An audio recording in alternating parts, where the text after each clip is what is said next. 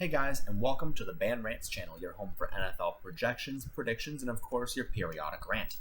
And in this video, I'm going to be talking about quarterbacks that could very well be at the top of the league in terms of on the stat sheet by the year 2030. That's either active now or potentially teams that might be looking in the future. Now, what I mean by that is not necessarily all time, but from now to the end of the decade. And why is that important? I'm going to cover that early on in the video, but before I do, please make sure to subscribe to the channel if you are new, like the video, leave a comment down below, and we'll go ahead and start with this poll. So, over the last 10 years, if you want to count 2020, and I really don't count that, but you can if you want to. From 2010 to 2019, we've seen some really top quarterbacks either at the tail end of their career, like Brett Favre, or even somebody like Donovan McNabb, who didn't play very well. But then, of course, you've seen like Andrew Luck, Peyton Manning's resurgence, obviously Tom Brady, Aaron Rodgers, Drew Brees, even Alex Smith. You could make a long-term argument for if you really want to. But the fact is, those types of quarterbacks, that's what I'm talking about now. Quarterbacks that are going to necessarily take the NFL by storm, be that next top guy. Now, a couple from the tail end of the last decade are probably going to carry over into the end of this decade, possibly a couple of years after that. And we'll talk about all of it. First, the Bears. Now, whether you want to say it's Andy Dalton or Nick Foles, obviously neither will be running the NFL in 10 years. Probably both could be retired by then, to be honest. But neither are running anything. Next up, Indianapolis. This is Carson Wentz. Same story. I think Wentz had a chance a few years ago when he had that MVP-based season and tore his ACL, which obviously injuries can happen at any time, but he's never looked the same since. He did, in his defense, win the Super Bowl that year, but you can also thank the previous Nick Foles for that one. Miami, Tua Tagovailoa. Tua, the jury's out on Tua.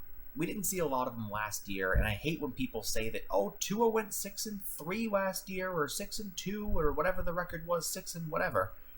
Tua didn't have anything, if at all, to do with that. That was a majority of Ryan Fitzpatrick doing a lot of that.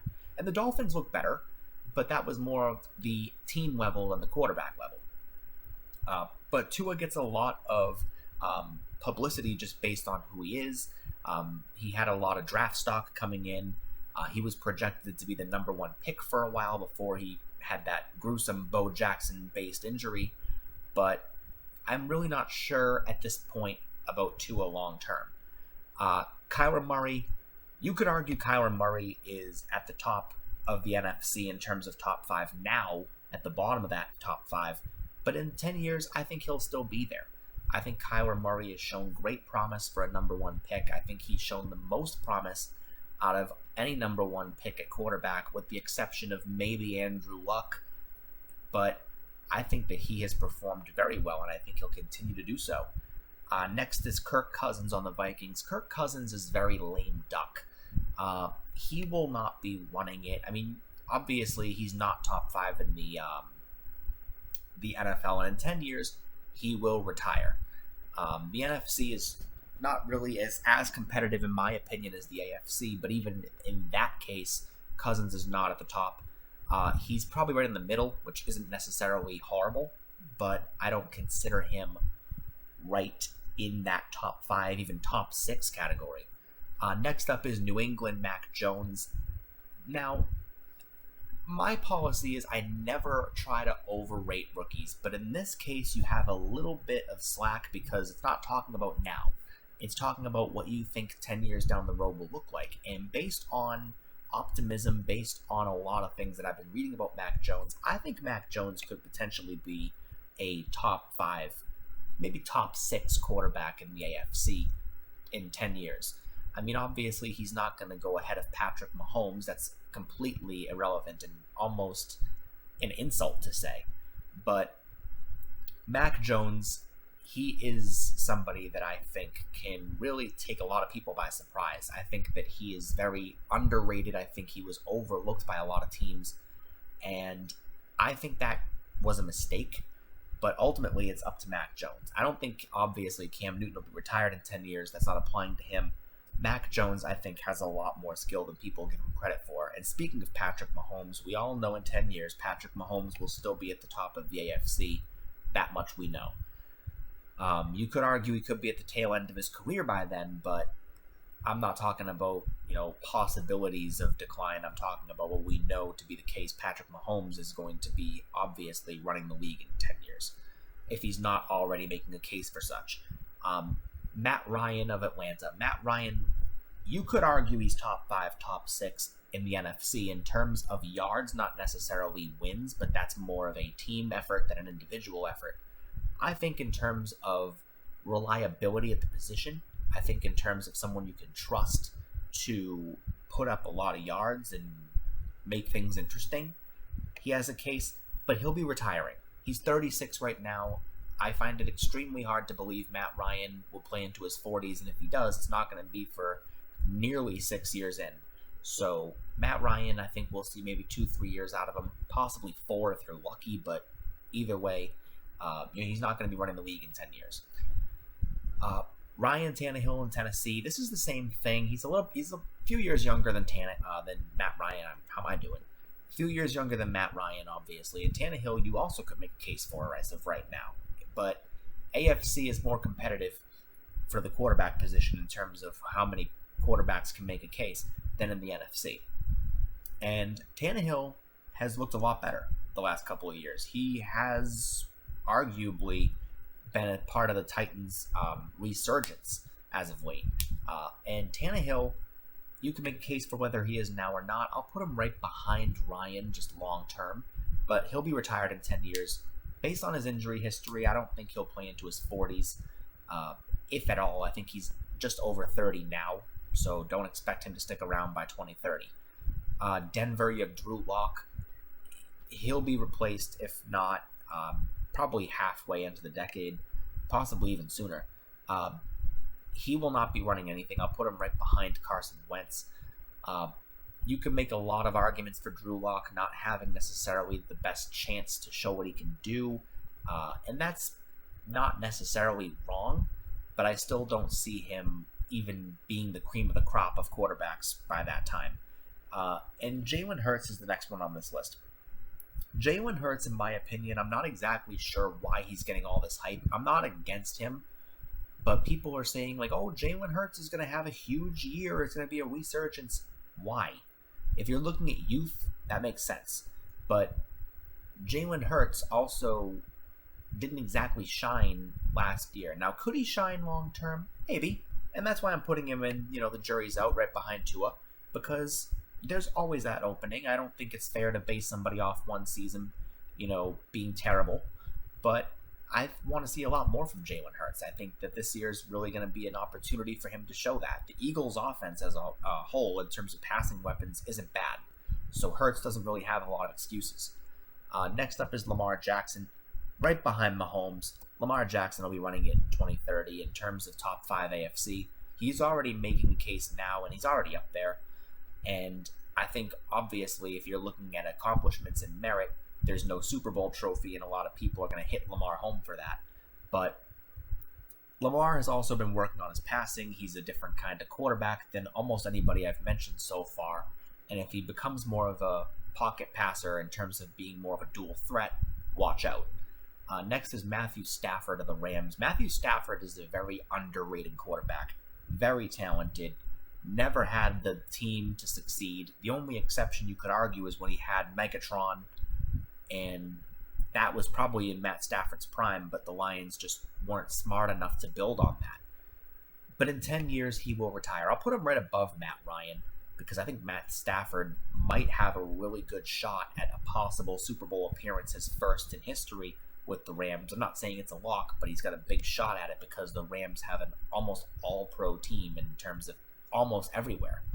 But Stafford, I think, will be retired in 10 years. He will not play into his 40s. I don't think he necessarily needs to, unless Sean McVay does a great job of protecting him and he doesn't suffer injuries and still looks good. But that's a, speculation, not necessarily a crystal ball prediction. And speaking of into their 40s, Tom Brady's obviously running the league now, and if not the NFC, but he'll be retired. He's 44 as of the beginning of this month. In 10 years, he'll be 54. And it's one thing to play into your 40s. It's not going to happen playing into your 50s. And he doesn't really need to. And I'm not trying to knock on him right now, but you could argue that he might play till 46, 47, but to even try to make a case into your 50s, it's ridiculous and almost unfair to ask somebody to do. Next, you have the Chargers' Justin Herbert. Justin Herbert, I think, is also another underrated quarterback that's getting a little bit more respect lately. I'll put him right behind Kyler. I think that Justin Herbert, 10 years down the road, if he continues to improve, which I do believe he will, then he will be a threat in the AFC. You could argue that in a couple of years he could even have a case, if not now, for top 8, but top 5 is a bit trickier in the AFC, but I think that Justin Herbert has a case long term. Next up is Baker Mayfield. Oh, here's a beauty. Baker Mayfield, an overrated quarterback in my opinion, and I think someone that gets way too much credit because of the team he's on. I think if he were on any other team, no one would care about him. I think he would never get as much hype. Mayfield is overrated, and I don't think that he'll be running anything. I mean, you could argue that he could take some strides, and he's probably at the top of this list because I think he has the most potential to not lay an egg. But I won't put him in the top 5 in the AFC right now, possibly long term, because the competition in the AFC is so competitive. And I don't see Mayfield even rising to that level that Patrick Mahomes is on, that Josh Allen is on, that Lamar Jackson could potentially be on if he becomes more of a pocket passer. I don't see that happening. Next, you have Dak Prescott from Dallas, another overrated quarterback. I think 90% of his playbook is handing the ball off to Ezekiel Elliott. He was irrelevant until Amari Cooper showed up. He was the best of a 4-12 situation his rookie season. And in my opinion, I think that Dallas has just never been a horrible franchise, and Dak's been just sort of, above average enough to sort of, look okay. But I wouldn't necessarily say he's a top quarterback in the NFC. And therefore, 10 years, he might even retire, but I don't think he'll be running it. I'll put him right behind Cousins. I'll put him ahead of Cousins. I'll put him behind Mayfield. Next up, you have the Jets, Zach Wilson. And it's weird that I have 3 overrated quarterbacks in a row. Zach Wilson, I think he gets maybe too much credit from what he did at BYU. Obviously, when you look at top quarterbacks in schools, I don't necessarily consider that a given. Look at Ohio State quarterbacks. Look at, quarterbacks that have come from Purdue, like Drew Brees. I mean, even quarterbacks that have come from random schools that have been really talented. That doesn't necessarily mean anything. But Zach Wilson, I think, is, out of all the quarterbacks in the 2021 draft class in the first round, probably in my opinion, the bottom of the list, if not most overrated in terms of where he was. But to be fair, I'll give him the benefit of the doubt as a rookie. I'll say the jury's out. I'll put him behind Jalen Hurts because we haven't seen what he can do yet. Now, for all of you guys that are probably wondering why I didn't rate Justin Fields, I don't believe Justin Fields will start this year, but I can do a separate video on that. Justin Fields is also from Ohio State, and not to contradict my previous statement, but we've seen how well Ohio State quarterbacks have aged. Dwayne Haskins didn't age well. I think Fields is better than him, but I also don't know if the Bears are going to start him right away, and I don't think even if they do, he'll be running the NFC in terms of top 5. Same thing with Jameis Winston. Winston's probably better than a lot of quarterbacks and will not be running, but I'll put him right behind Cousins.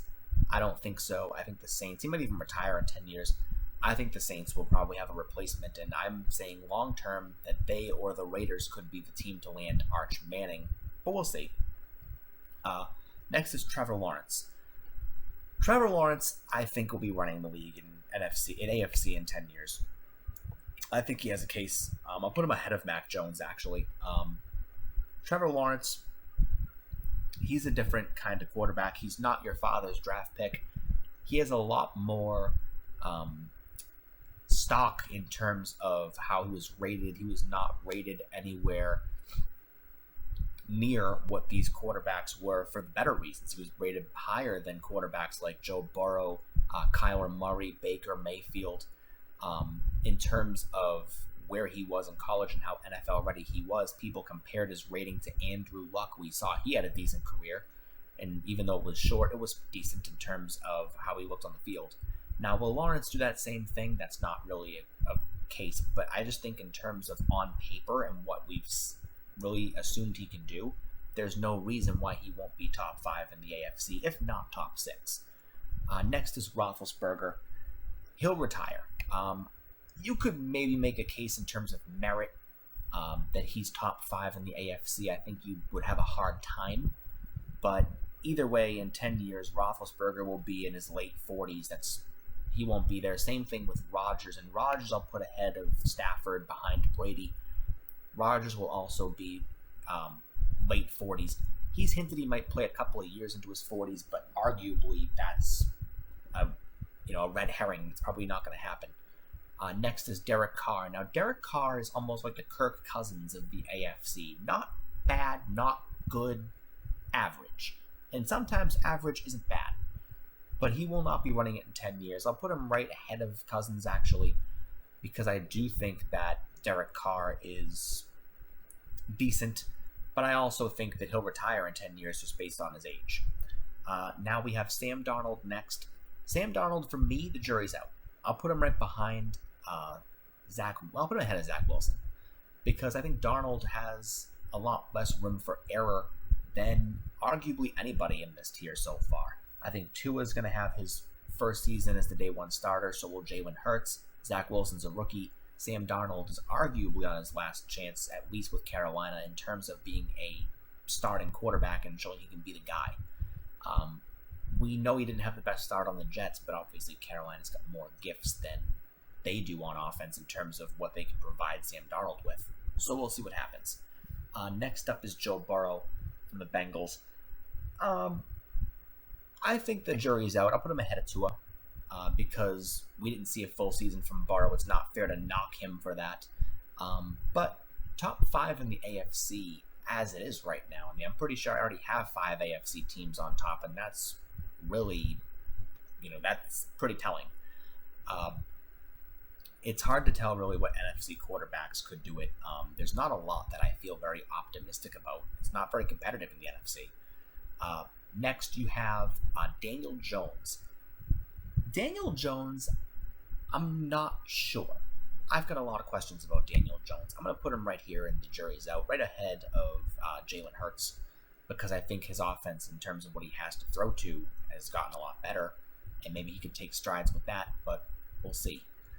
Next up, Deshaun Watson from the Texans. This is not the Texans, this is Deshaun Watson. He's already top 5. I'll put him ahead of Lamar Jackson. And you could have more top 5 quarterbacks in a conference, but I mean, obviously, it would just be a top 10 in the league.